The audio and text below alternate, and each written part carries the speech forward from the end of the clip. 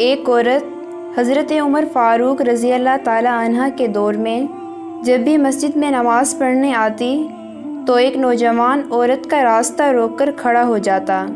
4 دن نظر انداز کرنے کے بعد ایک دن عورت کھڑی ہو گئی اور پوچھا کہ کیا ماجرا ہے؟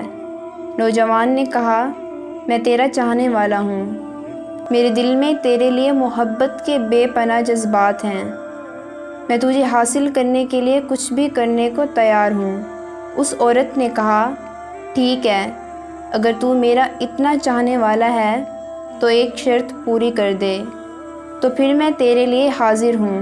عورت نے شرط رکھی کہ وہ 40 دن حضرت عمر کے پیچھے نمازیں پڑھ لے، آخری دن کے آخری نماز کے بعد یہی ملاقات ہوگی۔ نوجوان نے کہا کہ یہ کون سا مشکل کام ہے، تیرے لیے تو میں کچھ بھی کرنے کو تیار تھا۔ نوجوان حضرت عمر کے پیچھے نماز پڑھتا اور ان کی خوبصورت قرات سنتا رہا۔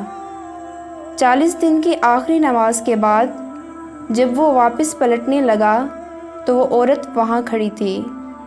نوجوان نظر جھکا کے گزرنے لگا۔ عورت نے کہا کہ میں اپنے وعدے کے مطابق کھڑی ہوں۔